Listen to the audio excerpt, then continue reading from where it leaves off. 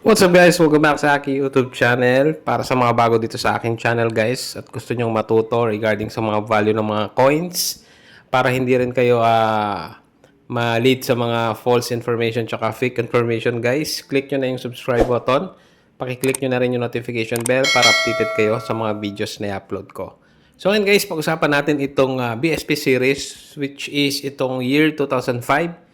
So sa mga walang idea guys, itong year 2005 is considered the hard to find na year no dito sa BSP series. So from 1995 to 2017 itong ganitong piso, and yung year 2005 po is kino-considered na hard to find. So medyo mahirap pong hanapin kaya nagkakaroon sila ng value. So yung ganitong coin po magdidepende pa rin naman sa nagpo-post or nagbebenta po, no? Pero yung mga range po ng presyo nung ganitong coin is mga around 300 to 700, no?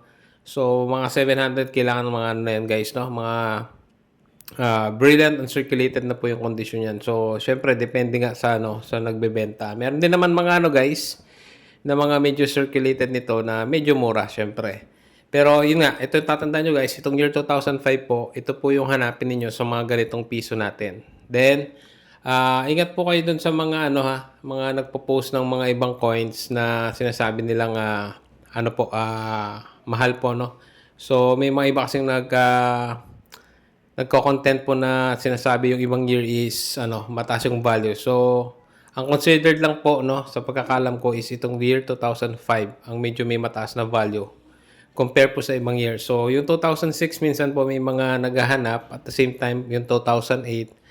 Pero kung hard to find po ang usapan is ito pong year 2005 po yung hard to find year no dito sa BSP series. So kung meron po kayong mga ganitong coins, normally iba binebenta nila sa social media no itong mga ganitong coins, especially itong 2005. So yun lang guys, I hope may nakapagbigay ako ng information regarding sa mga coins na ganito.